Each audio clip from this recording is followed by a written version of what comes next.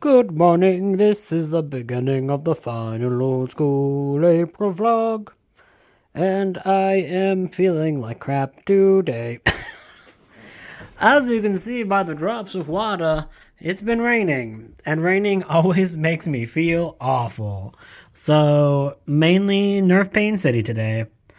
I don't know what I'll do other than lay in bed. I'll probably go to read some Godzilla comics, actually. That'll cheer me up and will be not requiring a whole lot of brain space. And then I might try to read a few more short stories from Shadows 4. I did actually read the Stephen King short story that started this out. I said I was going to skip it, but I was like, oh, I don't fully remember this one. I'm gonna read it, and it's fine. It's not King's best short story, but it's a fun little story that has some cool imagery to it. So I did enjoy rereading it. So that is good, and that was the first 20 pages. This is about 218 pages or so. So I'm probably gonna read a few more stories today, but I'm definitely starting out with some Godzilla, Godzilla. It is time for Godzilla. Or maybe I can start with this. You know what? I'm going to start out with the Blair Witch Project, a dossier, because I accidentally removed it first. Bam, bam, bam. That's how my thought process works. AKA, I have no thought process. Bam, bam, bam, bam. So let's read this. I ordered some burritos from Barbarito to hopefully give me the energy to continue to live. And to continue to read, the Blair Witch Project dossier.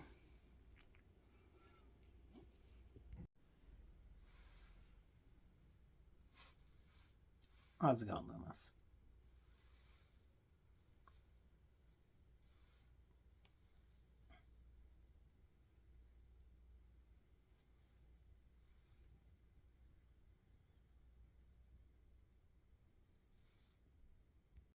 Just finished The Blair Witch Project, a dossier by D.A. Stern. This was very, very fun. So, this author has a few other books that are connected to the Blair Witch that I would very much be interested to read. There's one where I think it's called The Confession of the Blair Witch, and then the other book by this author is called The Book of Shadows. And I'm not sure if it was published before the movie or if it was published concurrently with the second Blair Witch film. But this is all about that original Blair Witch movie, and this is not a nonfiction book. This is a book written in the universe of the Blair Witch that has a new private investigator going through all the evidence in the film and talking about all of the ideas in the film. And it's all treated very much like these are very real missing persons, and this is a private investigator on a case. And as such, it's like very much formatted in that particular style, with like emails and all kinds of like documentary footage and stuff like that that are captured in picture form for this book, and like memos and things like that. And yeah, I really, really like this. There's like maps. I don't know, it's really cool. Like, I think this is very cool. Like, this was published concurrently with the film, I believe. Let me look at the important facts, aka. So this is from September 1999. So yeah, this is published concurrently with the film The Blair Witch Project, and I love The Blair Witch Project so much. Like, it's a film that I hold in very high regard and high esteem. So this is like a very cool little thing to kind of come across. I really like this. So yeah, I was feeling kind of crappy most of the day, but the rain passed at about, I don't know, about 5, and I've been feeling a lot better since then, which is good. So I was able to get through this. I did start Halo: The Fall of Reach, which was an audiobook published in 2001, which is very, very weird to think about because I own the physical book of that, and I've owned it since it got like originally released. So it's very weird to think about having a book for like over 20 years, but I do. I own that book and I looked at it and it was a first printing, so pretty weird. But I started the audiobook for that on Everend because all the Halo books are available on Everend. And I only got like, I think I maybe got like 40 minutes into it. I liked it, but I've only gotten 40 minutes into it, so that's neither here nor there. So I might, I think I'm going to watch a movie and then I might read a few Godzilla comics. But other than that, that is all from me. Toodaloo. Currently watching Terror on Tape, which is a film I know nothing about. Although I did read about it in Bleeding Skull and 1980's Horror Trash Odyssey, and that's why it is on the YouTube playlist that it's on. But other than that, I know nothing about this film. Let's continue. A man just got eaten, which is from the movie The Deadly Spawn, which is pretty good. I like The Deadly Spawn. So far, this movie has shown a lot of the same movies in different scenes. So this is Deadly Spawn, which like is a very fun. This is like literally the ending of Deadly Spawn, which is like, whoa, the Deadly Spawn is everywhere. They're spawned everywhere. Nom nom nom nom nom nom nom nom.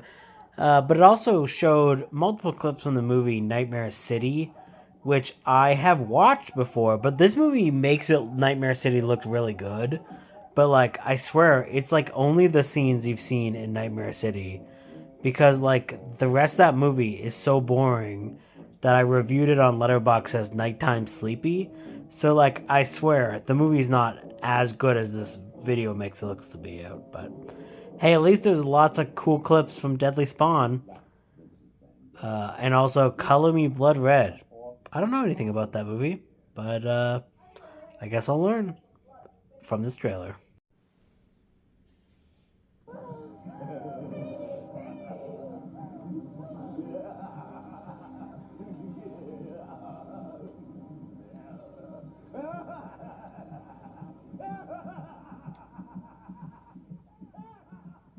The movie wasn't that good, dude.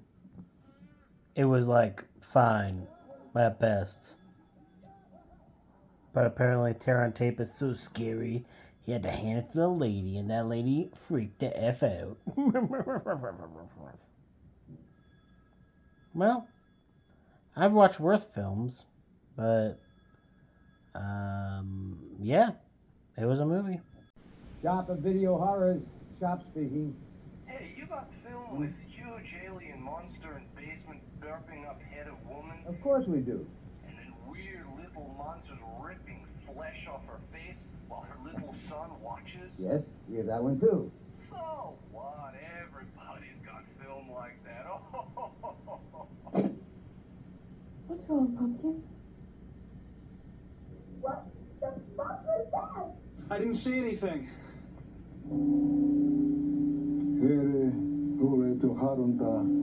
Doesn't anyone understand poetry anymore? That's all for the moment, gentlemen. What is happening?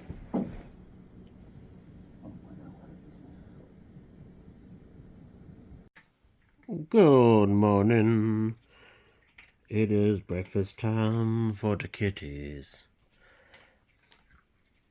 Asteria's like, you can't record me eating. How rude. Today the plans are not many. I don't really have much plans. I guess I'll probably go through some of that Godzilla comic because that and the dinosaurs. I actually think I can finish those last two right there. Like I probably finish the dinosaur book and I can finish the Godzilla collection, and then I'll be done my official old school April TBR. Now I didn't DNF a lot of things and switch out a lot of things, but I didn't actually go outside of my TBR, which was kind of surprising because normally I really go, like I make a TBR and then I barely read any of the TBR. So maybe I'm going to actually try to read my TBRs, which I know is a thing that most people are like, well, not the reason why you make a TBR. And I'm like, yes, it is. It is the reason why you make a TBR, but whatevs. I'm normally such a mood reader that I just like skip it out. But I had so many books picked out for Old School April that I was also able to mood read from the pile. So, anyways, regardless, this is aside from like Kill Riff, I have not read too many crappy books. So, I've been having a good luck with things, and I really did enjoy the freaking Blair Witch Project dossier yesterday, and I learned there was like a bunch of more Blair Witch comics and stuff that I'm kind of interested in investigating one of these days. But yes, other than that, I do not have any giant plans. I am also listening to the Halo book, The Fall of Reach, which is the very first Halo book ever published, and it's one that I've owned for nearly 20 years. Probably over 20 years now that I think about it. Like, I've owned it for a long time. I have like a first edition from 2001, so like it's an old book. It's probably one of the books for like me that I've owned the longest in my collection. And I'm only just reading it now, and I'm also listening to it on the audio. So it's like, oh well. It's a good audiobook, so it's like it's just kind of funny that I've owned the physical copy for years, and that what finally gets me to read it is I found a good audiobook for it on Everand. So I was like, haha, huzzah, hoo shoo shoo shoo. Anyways, talk to you later. Goodbye.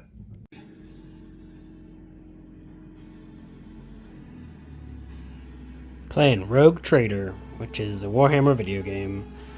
Because it was on sale, and I'm like, ooh, and I tried to get it running on my thing, and I finally got it running nicely on my hardware. So I'm going to play a few hours of this before I do any reading today.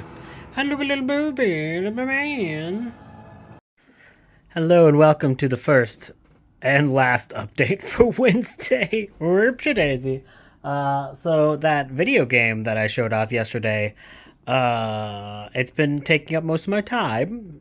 Played a lot of it this morning, but then I went on for a long walk so I could finish Halo: The Fall of Reach by Eric Nyland, which is a book I've owned for like near 20 years, and it is a prequel to the game Halo: Combat Evolved, and Halo also has a novelization, so it's kind of interesting because like there are a bunch of Halo books now, and some of these early Halo books don't match up with some of the later ones, but there is still a lot of the elements that I knew and I recognize that were present from the very first book in the series, because that was the very first book, because it was a prequel to the first game. So it was really before that they had a whole timeline established and all this. So it was really early in the creation, because it was for a prequel for the first game, but it really builds a world in a really interesting way, and it has like a really good writing style, and I had a good time with it. So the complexities of the story are present from the very beginning, which I didn't really realize because I had never actually read this. So probably I'm going to do either the one more of the Halo books or read something else. I'll start some audiobook tomorrow. And then I read Loomis's fur, because that's exactly what we needed right there. Close up of his fur. He has fur in his nose. I read the first three comics from the Godzilla Essentials collection. These were super fun. I'm pretty sure I've read the very first issue in here, but I had not read the second or the third. He had gone to frickin' Alaska. He's gone to San Francisco. He's gone to frickin' Seattle already, and it's only the first three issues. This is very fun, very silly, cheesy, early Marvel 70s comics that are just great. Well, they're late 70s, but early Marvel in the fact of it's like before it got really seriously taken. The only thing that's kind of a bummer about the essential issues is they are in black and white. But these are really fun, and it really is just fun to see Godzilla rampage throughout the Marvel Universe, and it's just a really fun, relaxing, silly comic book. I'm only reading the first three today because guess who's gonna go play more of the video game? It's me. I'm gonna do it, and I'm probably gonna do that the rest of the night. But I did at least finish one book today, so I mean, I did get some points for the Blue Barracudas, but whatevs. I have been derailed, but it's fine. I'm really enjoying the video game and having a good time. So, am I derailing, or I'm just living my best life? Whatevs. So yeah, I'm excited to read that. Probably tomorrow, I plan to read up to issues 20 and 21, because those are the two comics that I own. So I own these two. So these are the two that I plan on reading. But because I own them physically, I'll stop the essentials to up to there. Or maybe I'll just read it all tomorrow. I'm undecided as to how many of these I'm going to read tonight. But other than this dinosaur book and then Shadows 4, which I've started but haven't got any more into, I don't have too much left on my TBR. So I think it's okay if I take time with these last few books. Just 'tis how 'tis. But yeah, don't expect anything super exciting for updates tomorrow either, or the next day. Well, actually, tomorrow's Thursday, so it's a Wednesday. So tomorrow's Thursday, so I'll probably be sprinting tomorrow, which means I'll probably be actually reading books.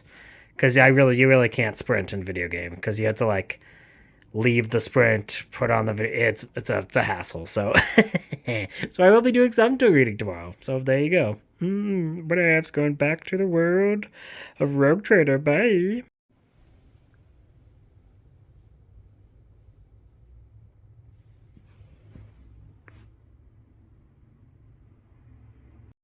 Hello.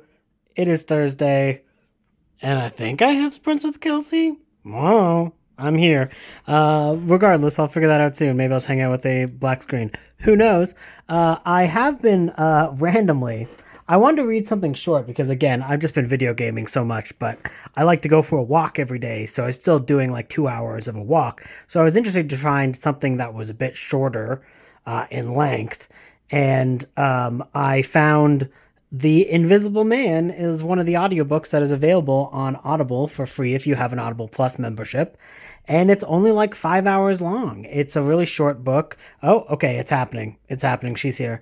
And I'm reading it, and I love it. It's very funny, very silly, and it is quite amazing. So I've been reading The Invisible Man today, and I've been loving it. So that is me. And then also playing video games, but I only have about an hour and a half left of The Invisible Man, so I'll definitely be finishing it during these sprints. And maybe be playing more video games during sprints, who knows. Look at the Nami! Nami, she's so beautiful. So yep, just gonna hang out here. Toodaloo. Oh no, Moose is taking an interest. She's gonna get it! You can't get my cursor, no! No, you cannot get the cursor!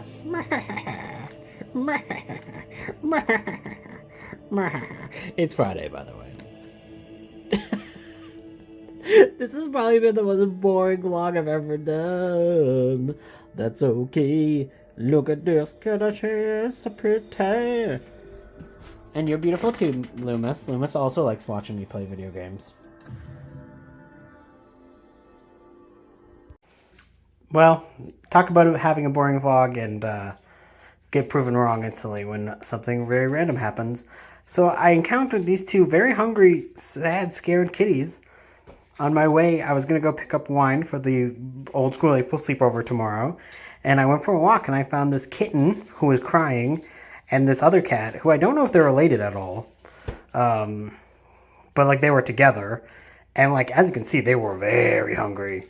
Like I put some perfect portions in there and they ate up the perfect portions instantly. So like they were very hungry. And they were kind of scared and dirty.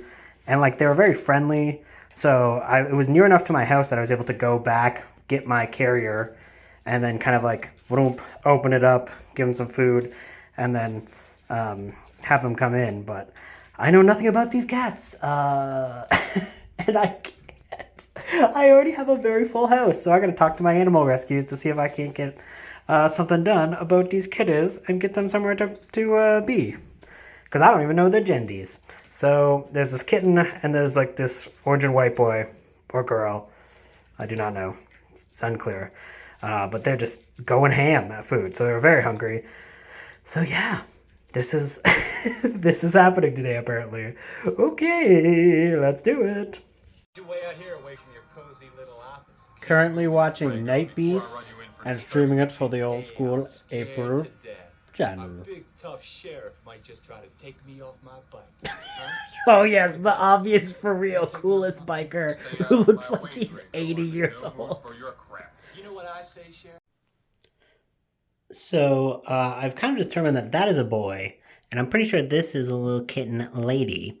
So because I did my Patreon event Catchuary, And one of the rewards is anyone who read any cat books for that event was able to give me a list of names for me to name any foster cats or any cats in help that I happen to come across. So Kelsey from Slime and Slashers, I'm using her name Rocco for this one. And then I'm calling this one Lulu, which is Katrina Brown's recommendation. And of course, that's based off of Cthulhu. But obviously, we need a cat to be adopted, so we're calling her Lulu. I don't know how everything's going to go, though, because this is a very full house. So only a few more days with Blueberry and Moose, though. So, like, Blueberry and Moose are literally gone May 1st. So it's not a huge worry. It's just going to be a lot if I can't find someone to take them in the meantime.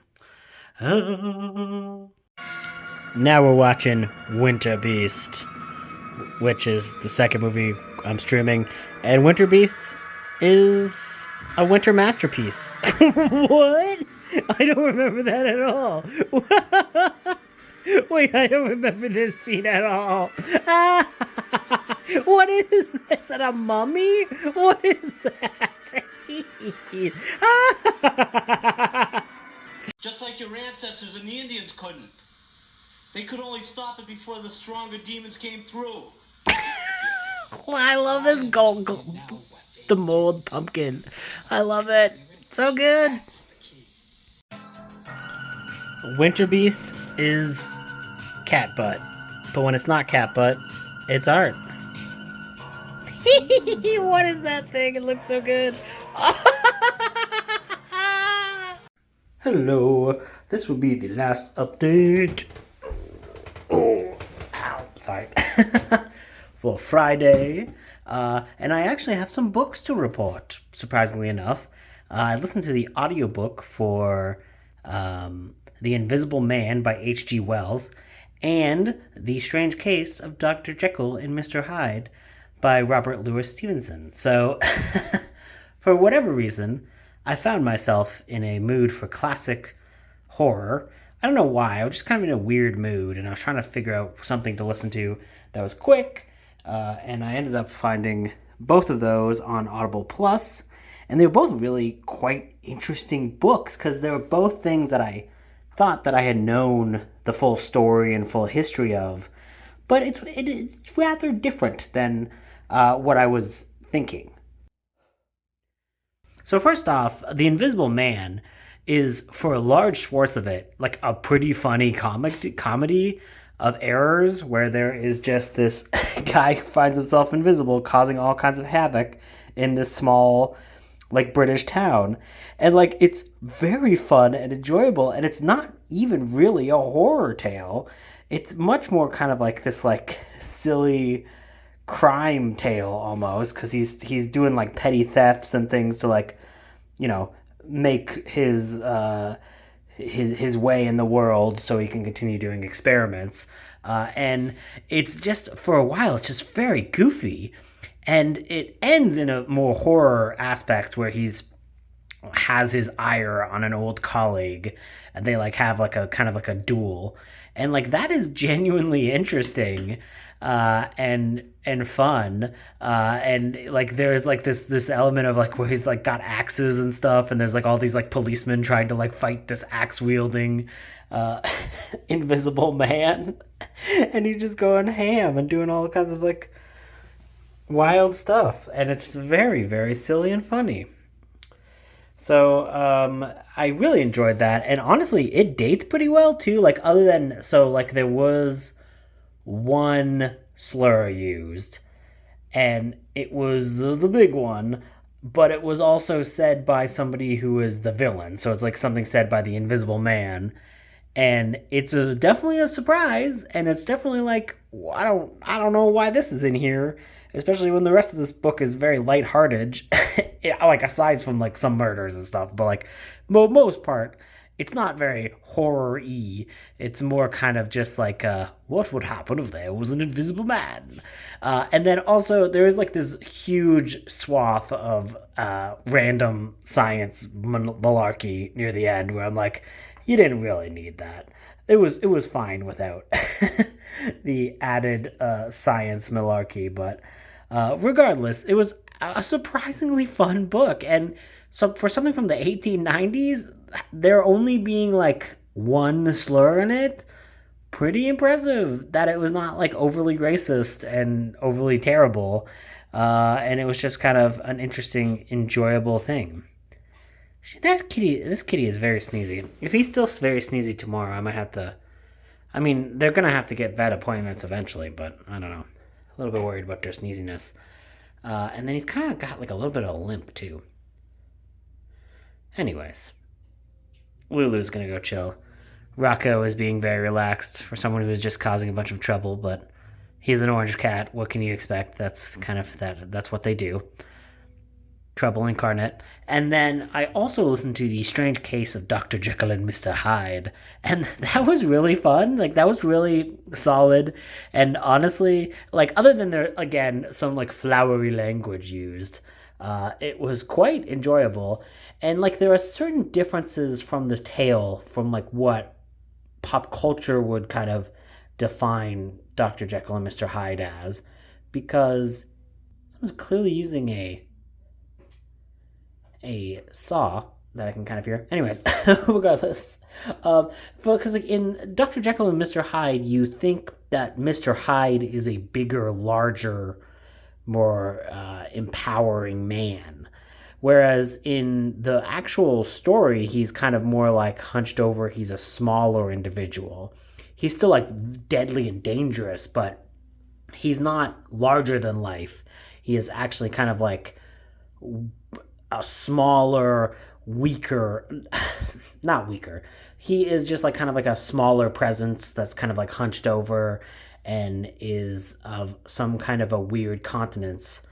And it's just very different from what you expect because, like, you know, Dr. Jekyll and Mr. Hyde is like typically like the Hulk, like from Marvel. That's like a Dr. Jekyll and Mr. Hyde story, or almost any Dr. Jekyll story that's ever been put to film. It's always Dr. Jekyll is a small man, and then Mr. Hyde is giant and rah, rah, rah, rah. And also, like, the majority of the book is put around the idea of the end reveal being that it's Dr. Jekyll and Mr. Hyde are one person. Because for a while, there's a lot of like, is this, is that, or what's going on? And like you as the reader who has been inured to this in pop culture, there's absolutely no mystery of it because it's just so ubiquitous, which makes it a very interesting like kind of pop culture artifact now to read, where you're kind of like, oh yes, this would have been a surprise twist ending, and is definitely not now. So that was interesting. For the most part, I actually quite liked it. I really thought it was interesting because it all kind of takes place from the perspective of his old friends who are both lawyers. I believe they're both lawyers, and they're having like weird interactions with Dr. Jekyll, and one of them has a will that has Mr. Hyde gets all of Dr. Jekyll's possessions once if Dr. Jekyll goes missing or if he shows up dead. And it's just like a very odd thing to put in a will, and they're like, who is this Mr. Hyde? So like doing all this investigations, and they find out like there's all these like stories about Mr. Hyde going through town being horrible. I mean, it's Mr. Hyde is what he does. And yeah, it was just really, really kind of interesting to explore a story that you kind of thought you knew, and there's like kind of subtle differences. Now, what it's actually about, hello, Lulu. Hello. What it's really about is alcoholism, because I believe Robert Louis Stevenson was a person who was kind of in the throes of alcoholism and feeling like it was a drink that kind of turned him into a bad person, but he couldn't stop drinking.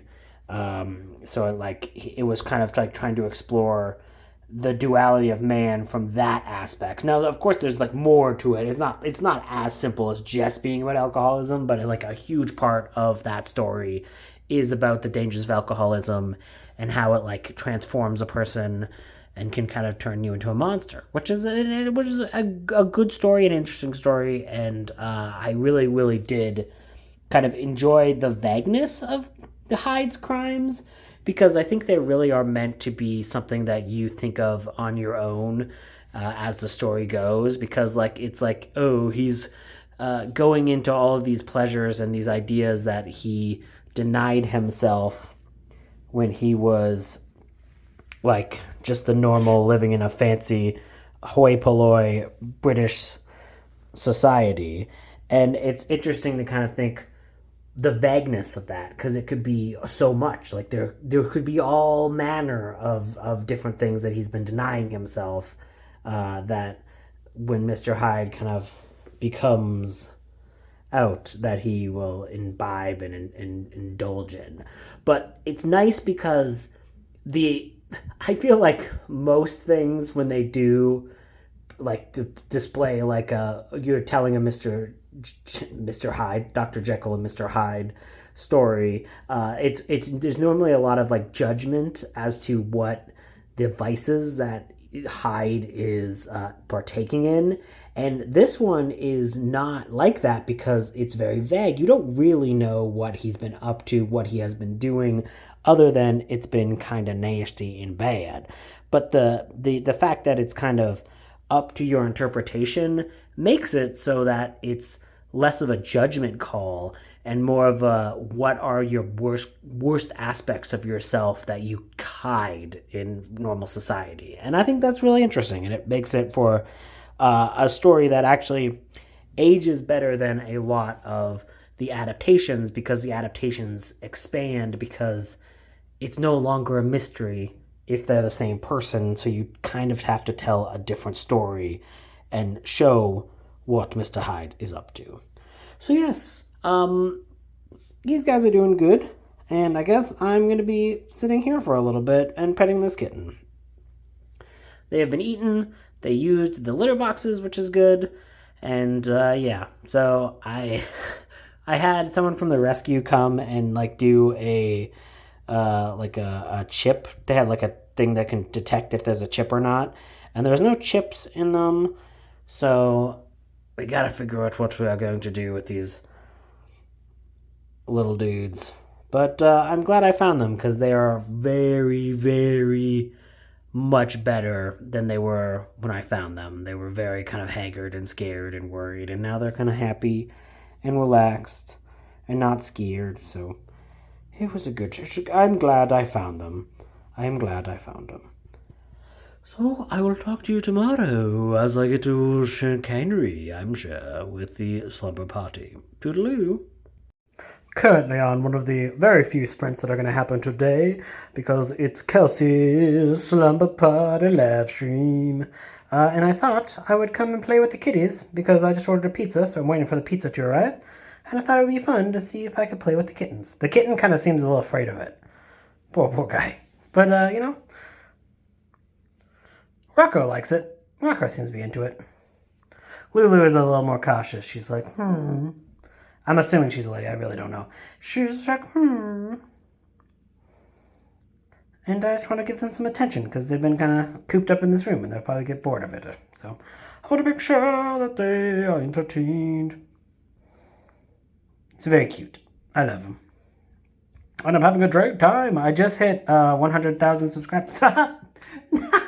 100,000.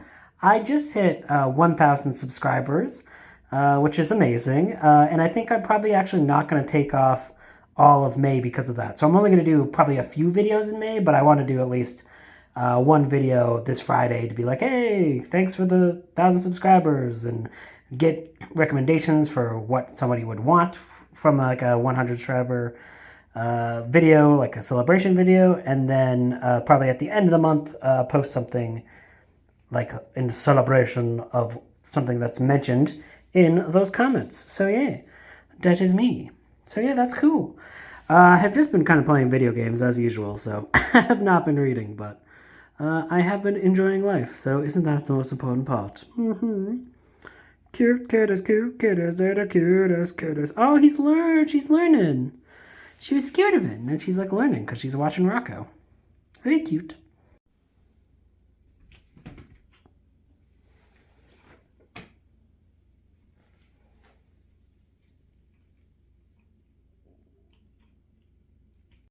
It is Sunday, and I am dying after that very late sleepover.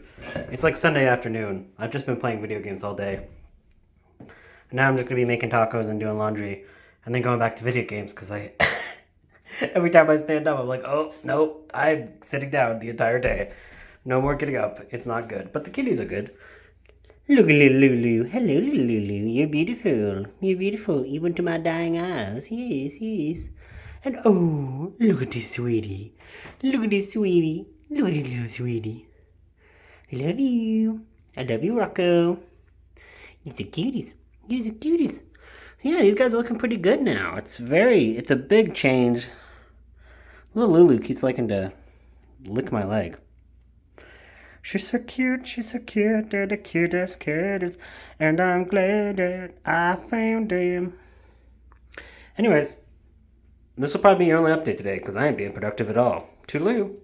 Hello, it is currently Monday, which means there's only 2 more days left of OSA. Will I actually read a book today? I do not know, but I am playing with the cat, so I hope that is enough for you, and you're not mad, because I didn't read much this week.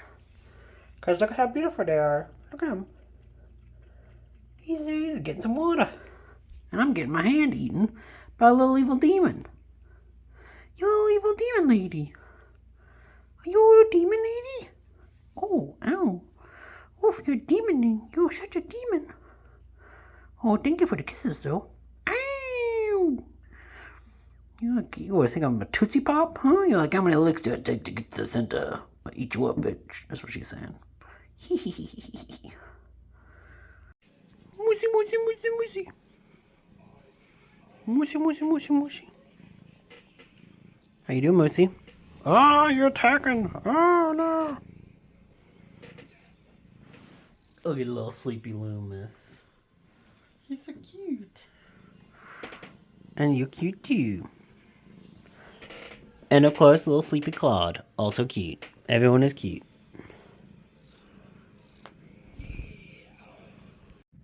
Been reading more Godzilla comics tonight before bed. I'm definitely going to finish this tomorrow. I am on issue 17. I was able to kind of skim through issues 15 and 16 because I did read those for June on the Range a few years ago, so I really kind of remembered Godzilla versus cattle rustlers, and it's a fun book, but a fun few comics, but it was not anything that I needed to read in particular, so I was just kind of starting issue 17, and yeah, this is a very fun comic. Now there are some dated elements in this. There's an issue where they encounter a racist villain called Dr. Demonicus, and that was very strange. There is a weird Las Vegas issue where there's this subplot that is pointless and weird and bonkers. There's like this guy who's like, oh, I gotta win it big for my mom. But then you find out at the end of the comic that his mama's been dead for 3 years. So you're like, huh? Okay, what was the point of that? I don't know. But yeah, I'm definitely going to finish this tomorrow. Had a good time with it. I did love, there was a giant Yeti one where freaking Godzilla's fighting a giant Yeti, and it was like, it very much like reminded me of kind of like a King Kong versus Godzilla type of thing. So this does count for giant April. Literally, the plot of this one was that a freaking Yeti got nuked. A Yeti that was living in Alberta got nuked and then became giant. And you're like, yeah, no, that sounds about right. And yeah, so he's fighting the monsters, and then the next issue is like a three-way battle because Red Ronin shows up, and it's like, oh, look at that. That's awesome. I love that. I love the covers. And yeah, so that's all fun. And yeah, no, I'm really enjoying this. I'm surprised it took me so long to sit back and actually read these, because I've owned these forever. Godzilla is like my favorite thing, so I'm really surprised that I hadn't read these until now, and I'm really enjoying it. They're very silly and fun, and exactly what I needed to end Old School April.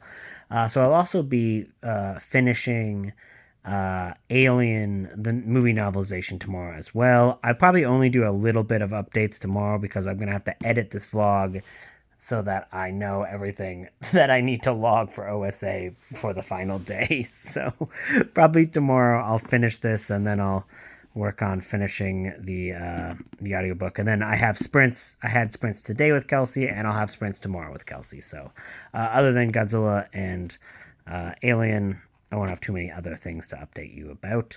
But I will do a final update. Whether or not I'm finished both of those is remain to be seen. I will finish it before OSA ends, but I need to fill out the freaking sign-up sheet. And if I'm getting wild with Kelsey tomorrow, I might forget. So I will do that.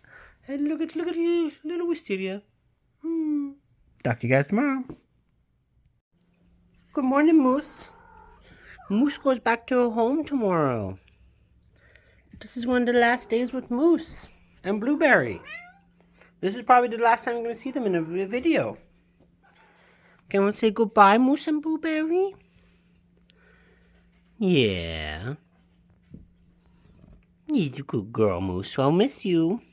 I'll miss you. Today is the last day of OSA. And it's sad. It's sad. I got sprints later on with Kelsey today. But I'm currently working on 2 books. I'm about halfway through the Aliens novelization by Alan Dean Foster. And, oh, more Moose. She's like, I gotta steer the camera one more time. And then I'm also working through that Godzilla collection. But I'm going to play a little bit of video games to start the day off. I have sprints with Kelsey at 2. Oi, oi, oi. If you're wondering, Andrew, how long have you been playing video games this week? Oh, no. I should not have showed you this. That's too much. And I'm only like halfway through the game. One last shot of little Moose doing a little turn around, roll around, mischievous thing. Blueberry out investigating with Claude as well. Well, Loomis is here. Hello, Loomis. So this will be the final update for today. I will be finishing Alien, and I will be finishing the Godzilla comics tonight. But I do have to get all my points in, and I use my vlogs to see all the things that I have done this week.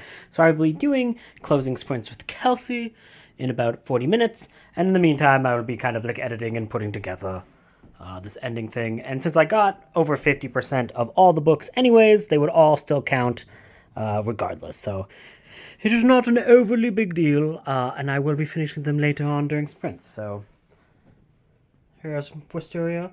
Say goodbye to Moose. Goodbye, Moosey. You're going tomorrow. I'm gonna miss you. I'm gonna miss you, Moosey. And then, of course, we have to say goodbye or hello to Wisteria. Hello, Wisteria. And also gotta say goodbye to Blueberry. Come here. Come here. Blueberry.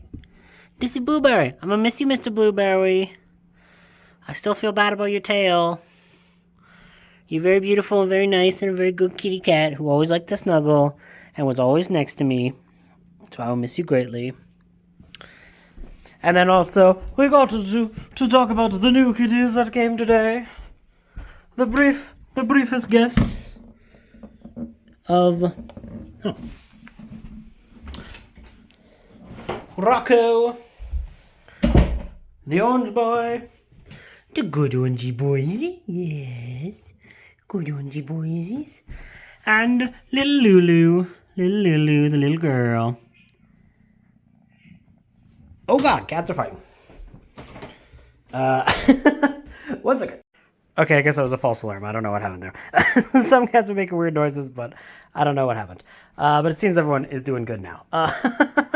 Anyways, I just want to say thank you for Kelsey, the corn queen of Louisiana, for setting up such an amazing event. Every year she works so hard, and it's always a blast and always a delight. My favorite reading event. Thank you again. Cannot wait till next year. And Moosey, you will live a good long life and be doing evil things in the meantime. Toodaloo. And Blueberry, may your tail not get any shorter, and your life be just as long and beautiful and wonderful. You shall be missed.